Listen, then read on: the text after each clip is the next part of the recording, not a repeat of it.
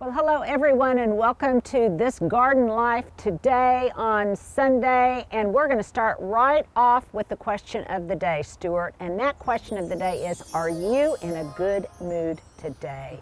Because I am in a super good mood for several different reasons, but starting with the fact that I will be turning in my book manuscript today. So hallelujah. My life is my own again, and I'm excited. Number two, I'm also excited about some things that are going on, and here's a little tease. I'm getting some molding put on my door. There's some other carpentry work going on. I'm going to share with you some details of that, what I am reading, what I am watching, a great Christmas gift idea if you want to make something that's homemade but is easy to put together, a little bit about my myrtle topiaries and how to protect them during the winter. So what do you say, Stuart? Let's do it. Let's do it. Well, today's video is sponsored by Circle, not only my favorite bottle, but maybe my favorite flavored water system. It's really ingenious. So whether I'm working outside in my garden or I'm working at my desk, I definitely want to stay hydrated, and Circle really makes that easy for me. And the reason is, I think because the water is flavored, and it's just ingenious the way they do it. So the cap just screws off. There is a cartridge here that also screws off, and it will deliver one of 140 different flavors of beverages, whether they're caffeinated or non-caffeinated. Right now, my flavor of choice is watermelon. I think last couple of weeks, it's mostly been green apple. But what it does is it just subtly flavors the water so that it encourages you to drink more. And not only that, you can determine what concentration of flavor you want simply by using the dial on the cap. And you can set it to 0, which would be strictly water. You can set it to a higher concentration, which would be almost like probably drinking the juice from a watermelon. I like to set it at around 3. And then depending on what concentration level you have set it at, it will last for a longer or shorter amount of time.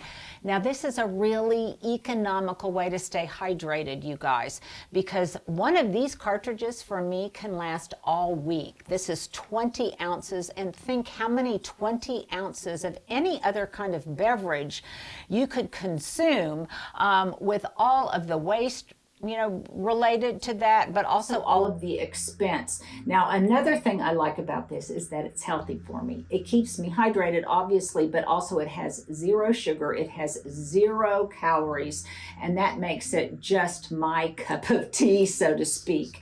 So if you're looking for a really great holiday gift, if you are looking for an environmentally savvy kind of product to use, but most importantly, if you are looking for a really delicious way to stay hydrated, then do not hesitate and use the QR code or the link on my screen for 35% off your purchase. I think it's really a great idea. It's a great idea for you, and it's a great idea to gift to others. And not only that, all of this for 84% less packaging and 96% less carbon emissions. So once again, just use this special link here or the QR code for big savings. You guys don't want to miss out on this great product and this great gifting opportunity for the holidays. Okay, you guys, grab your cup of coffee, grab your cup of tea, grab your cup of wassail, whatever you want to grab it, and let's get cozy. And that's the inspiration for my first What I Am Reading book recommendation.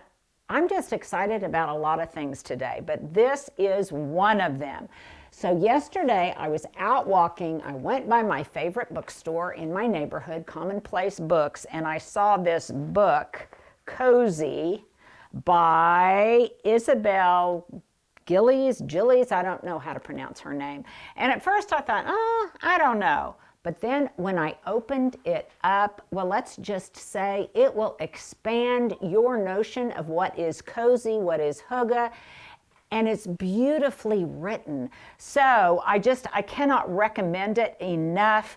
I've already read a good fifth of it. I read it last night. More importantly, boy, have I taken lots of notes and underlined a lot of things, and I've marked my place with something that always makes me feel warm and cozy, and that's when one of you come by, stop by the garden, stop by the cottage, and some people from Georgia came by yesterday, and she brought me this sweet feather bookmark, so that always makes me feel cozy. But again, I cannot recommend this enough to you. I thought it would be a little overly sweet, but it's not. It is just good. It is great for not only a holiday gift, but for yourself going into the new year, which is really why I find it so compelling. And I cannot recommend it enough. It's one of my favorite new books. Someone who was making a recommendation said it needs to go on your bookshelf between The Happiness Project and Marie Kondo. Now, I was never a huge Marie Kondo fan, but I am a fan of this. So if you guys need something to kind of really get you inspired and get you motivated for the new year, I cannot, let me say it again, I cannot recommend this enough, at least so far. Hopefully it won't disappoint me as I get a little bit more into it. So that's my number one book recommendation. I'm reading lots of things on my Libby app right now, which I won't even go into because I'm not in them far enough. I read multiple books at a time, and I'm not in them far enough to know if I want to recommend them to you or not. What I will recommend to you is something I believe I have showed you in the past, and this is this absolutely gorgeous book, Mode. Now, first of all, even if you didn't like any of what was inside, the book itself as a coffee table book is about as good as it gets. Now, one of the reasons I bought it was not only because it was absolutely beautiful, but because it gave me a great idea for my own book. And my book, which will be coming out sometime next year, I'm not exactly sure when, I will definitely give you the 411 on that when I get the info. But my book will also have this wonderful design features of the page edges being the same color as the book cover. And I think that makes it so unique. I think it makes it so enticing. And I think it just draws you in to want to why more people don't do it. open the pages. It's such a beautiful idea. Maybe it's a cost issue or something. But I will put the link to this one again. And you know, now that I've written my own book, I finally will have the time to go back and relook at some of these books that I have recommended to you in the past, but I haven't really had time to do a deep dive into them. So that is the second book that I am recommending. What a Beautiful Woman. And this is by Anne Hepfer. So I will put the links to both of those. What am I watching? Okay, I kind of am having a Dick Van Dyke moment. It just seems sometimes when one person's name pops up, they pop up everywhere. And Dick Van Dyke, who turned 99 just in the past couple of weeks, and who is as lucid, as energetic, his eyes twinkle as much as ever.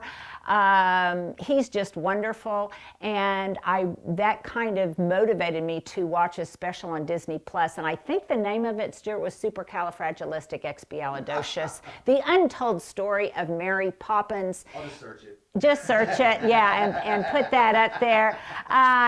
It's a little bit different than obviously the movie with Tom Hanks, but it's a documentary. It talks about the importance of Walt's brother in really handling business affairs, a little bit about the author.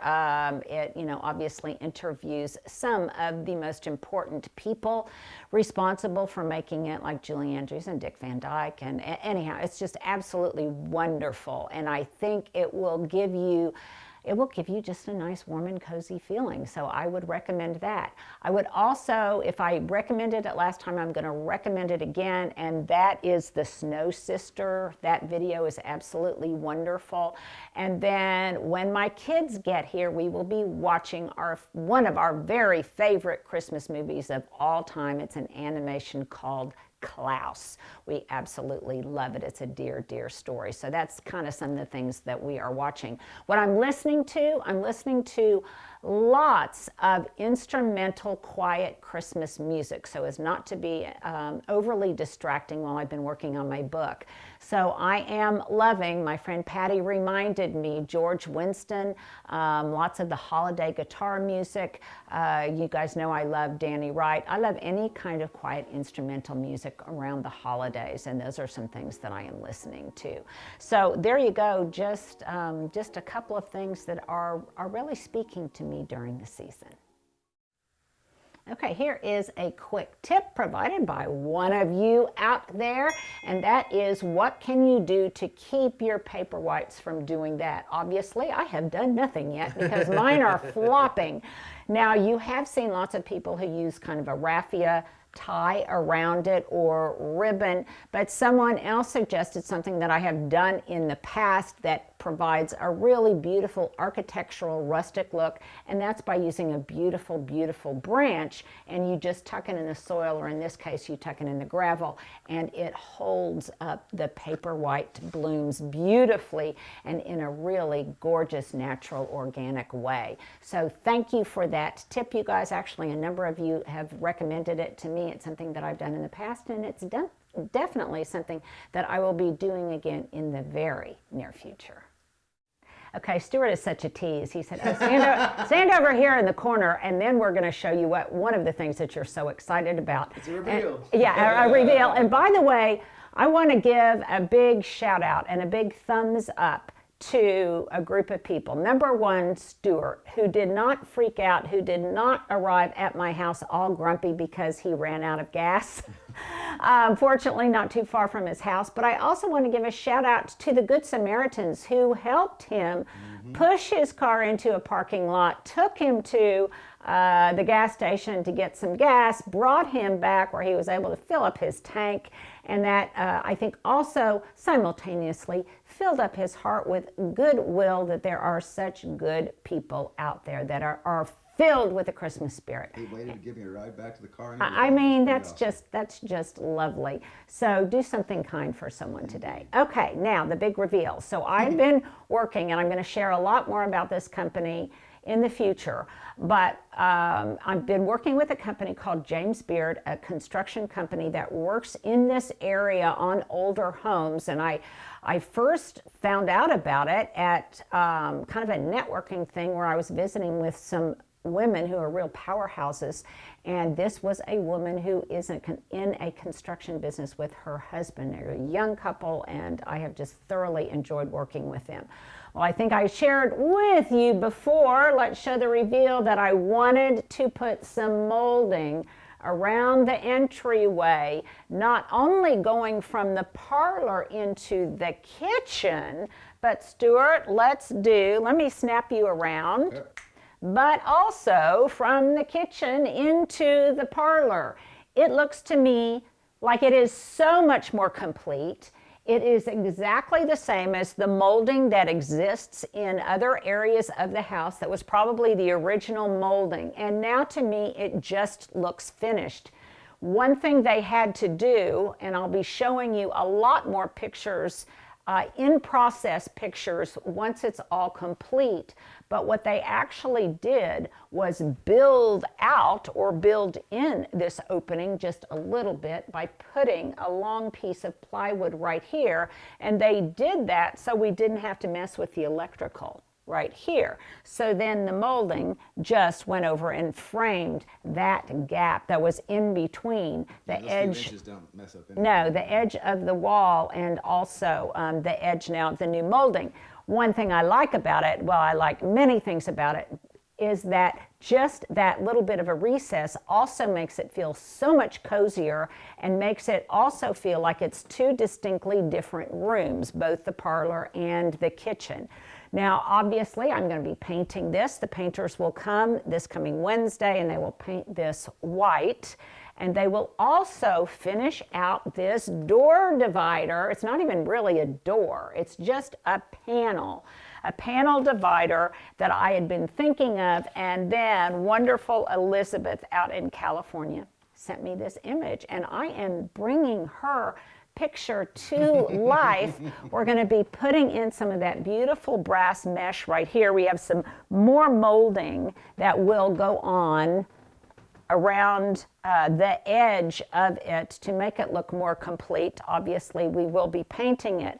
And then, and this is the brilliance of it, there will be a beautiful piece of brass hardware that goes from here and into the wall, a sliding piece of brass hardware, so it will secure there, and then it will also secure down at the bottom and up at the top with that same beautiful brass kind of jewelry that will match the other brass appointments in my house. Now, why I love this and why we loved it is because, look, at one time, that actually was the case in this old house. There were probably, I don't know, French doors, and then they widened it or kept it open. Yeah, isn't that great?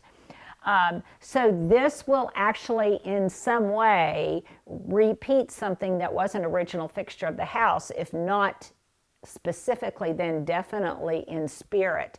So it was interesting, Stuart. I was with some girlfriends the other day. We went to dine at one of our favorite restaurants, and I looked over, and at a table where we frequently sat at in this restaurant, that's what the restaurant had done. It had created an artificial alcove just by having one of these panels in place.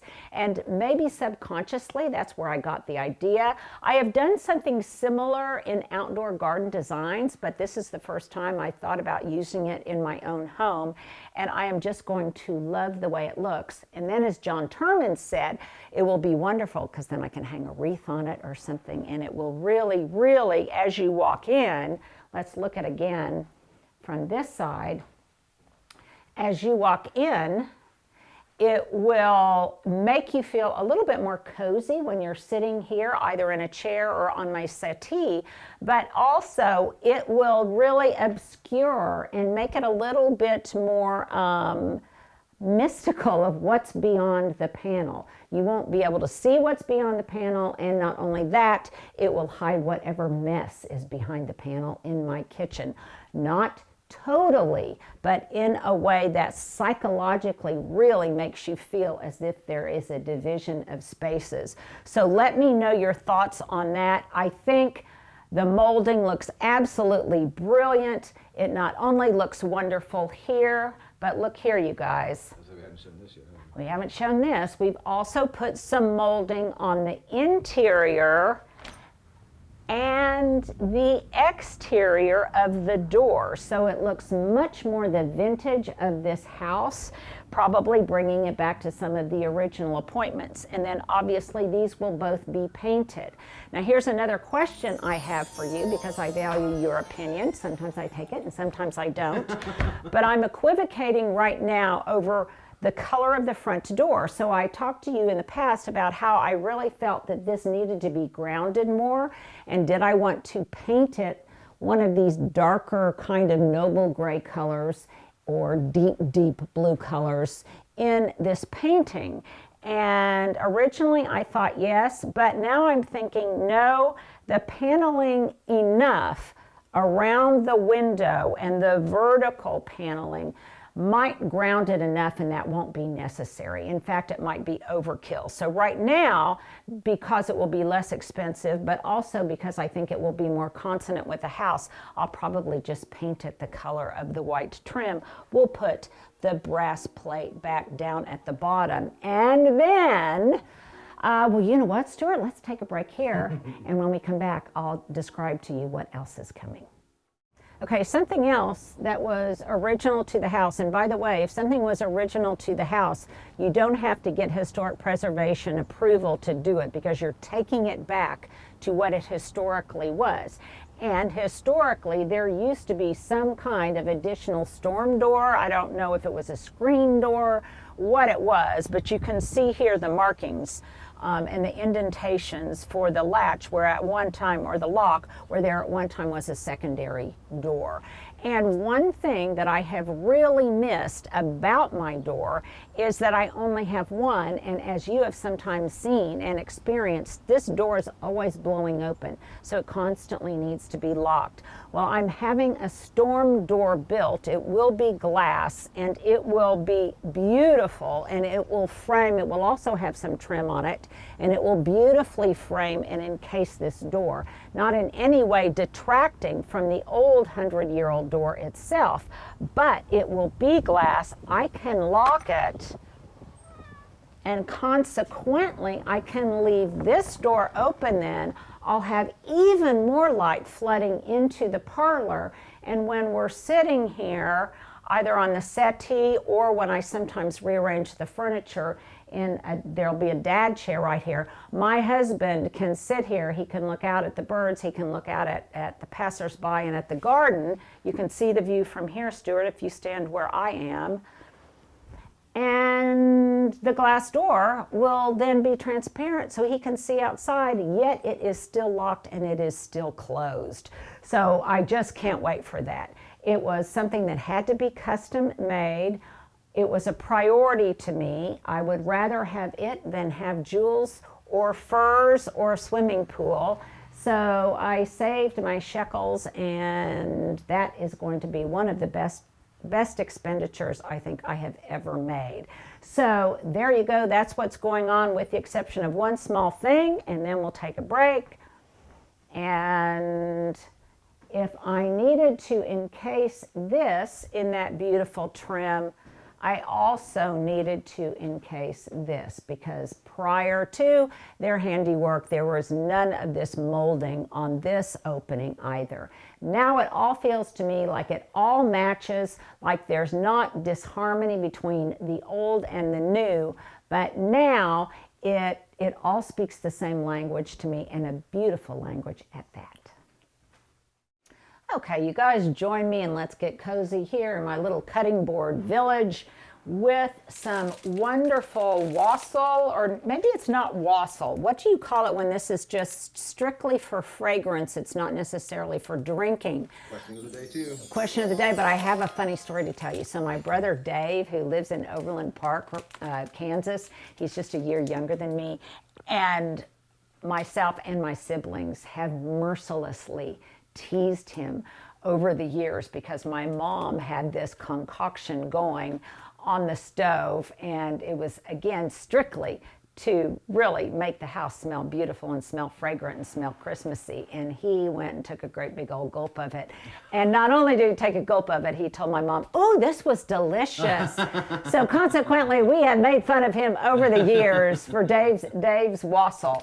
Anyhow, this is from my friend Kelly, who is working on the LV team right now. You'll be introduced to her a little bit later. And she brought me this as a Christmas present. And it says, "Happy holidays. We hope your days are filled with lots of cheer and togetherness. Please enjoy the special stovetop scent. It's a family favorite. The cinnamon, cloves, and citrus are sure to fill your home with the cozy smell of the holidays." And I would put this on right now and show you how it all comes together, except I'm getting ready to leave the house for a little bit, and I don't want to do that. I don't want to waste it. So it gives all of the instructions and the directions here, and Stuart will put a screenshot this up so that you too can replicate it. But you can see that it's got cinnamon sticks, it's got bay leaves, it's got anise, it's got cloves, it's got a lemon, and it's got an orange. And it's just basically got lots and lots of deliciousness in a glassine bag that has a secure of just string around it. So I think it's a wonderful gift idea, not prohibitively expensive, but it is wonderful. And another great idea, that is very cozy. That's the theme of the day. It's very, very cozy, and it is also very welcome and a great gift for someone who has everything. Okay, since we're taking an expansive definition of cozy right now, I find these soft candy canes extremely cozy and extremely delicious, but less so when you order them online, and a lot of them come broken. So that's a tip. Do not buy these online. You can find them sometimes even at the dollar store. You can find them at Walmart. Have you seen them anyplace else? Those places I know you can find them. These are Bob's candy canes, but sometimes I think there's another brand. But I absolutely love these. The people in my family absolutely love them. They're great for serving with hot chocolate and just displaying in a really pretty apothecary jar at Christmas time along with your other candies. Not necessarily with your insecticidal soap that I'm going to be talking about. And another tip. Now, something else that I love this year are these large candy canes, these large kind of retro vintage candy canes in this classic candy cane patina. I got these at my local Homeland just up the street.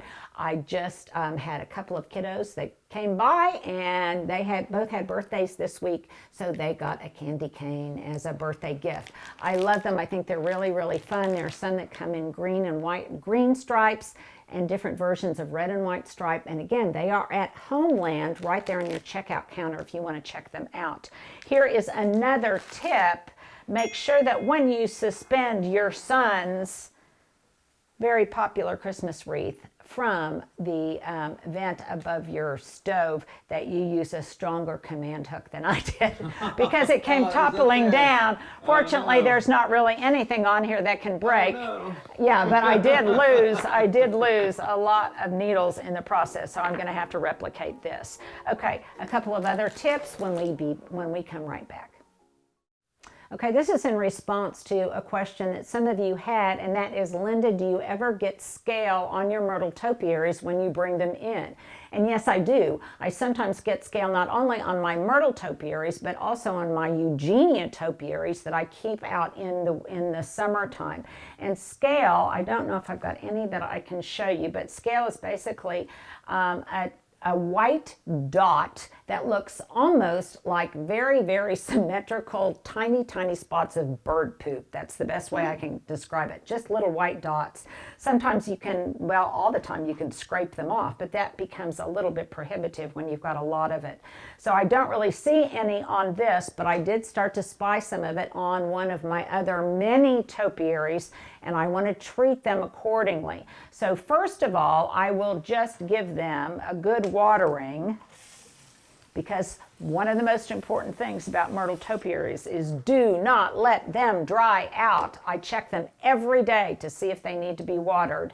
And then I will also take the spray head of the hose and of the faucet head, and I will spray them down. Once they have dried, I will then give them a spritz of insecticidal soap. This is organic. It kills bugs through contact. And typically, I'll be right back, Stuart. What I do is I do it in my kitchen sink, but so that I protect other surfaces and things, I'll often just kind of hold up a barrier like this. I don't know if you can see, but I'll hold up a barrier like this, and then I will spray with that barrier behind it so I don't get insecticidal soap over everything. I really try to cover all of the foliage, inside and out, top and bottom. And then something else that I do is a lot of times I will even spray the soil itself and the gravel. And I'll just keep an eye on it. This should be fine. And by the way, I just bought, this is a good gift, by the way. If you have a gardener in your life, you're always needing insecticidal soap. You can buy the container originally, and then you can Google any kind of insecticidal soap recipes that you can make yourself and just keep refilling the canister. And that's a great idea. Something else that I often have problems with, so I bet you too, and that is fungus gnats. We've talked about this tip before, but fungus gnats on your topiary or any of your house plants that you might be watering more because they're in the warm, dry air of the interior of your house. And that sometimes, sometimes you just erupt in gnat flies and those little fungus gnats. So you can see here, I've got a little container of it. Because childproof container, because I had a big bag of mosquito bits, and mosquito bits really work on fungus gnats, and all you do is just sprinkle that around the base of your house plant, making sure that you get underneath the foliage of something if you've got like a large fern or if you've got a philodendron or something like that. But it's a way that we can ensure that to the extent possible, we can keep our plants happy and thriving before a lot of them can go back outside in the spring. Okay, I'm kind of all about things India right now, since the boys are taking a fabulous trek through India, and I got some of these kanthas online, and so many of you, or canthas, I'm not sure exactly how you pronounce that, but so many of you also got some of these. They're very inexpensive. They are made out of recycled women's saris. Now, someone commented that sometimes they didn't get good reviews. Well, they probably because that person was expecting something very, very new. These are not brand new. They have that kind of aged, worn, a little bit worn patina that I like, and they're just beautiful. Some of you who have followed me for a long time know that John Turman loves to use these in his tablescapes as tablecloths, and indeed you can do that. And by the way, we're going to be visiting John's house next week, so there's a tease, and they come in different patterns. I showed you this before, but a friend of mine and I were talking, because she got some too, and we were talking about, oh man, my goodness, there are so many different ways that you can use these. Obviously, I think they would be great for anyone in college or teenagers or whatever. It's just throws, good-looking throws that you could put at the end of your bed or in your cozy book nook. Again, that cozy word keeps popping up, but also obviously as a tablecloth. But here's an ingenious idea that I came up with yesterday. Wow. This is one of them that I just folded. And it's hard to protect these light colored upholstery fabrics from daily wear and tear, especially from hubs. And so what I did was I just folded one lengthwise and put it underneath the cushion, and that way it will protect both of the arms of the chair itself. It kind of gives a fun, different look to the chair. I can change it out seasonally, and then I can just put a throw pillow on there, and I think it's just a fun way to update furniture. Likewise, you could throw one over the back of your couch. Well, there's just a million ways that you can use them, making your house even cozier than it already is. You guys enjoy your Sunday. Thanks for hanging out with me, and I'll see you next Wednesday for the Wednesday Walkabout. And finally, if you like this type of content, please make sure to give us a thumbs up, subscribe, follow, and most importantly, share to other people, especially people who might be a little lonely around the holidays and want the kind of community that we have here. It's a good thing to experience, and it's a very cozy feeling. Know that there are other people out there like you.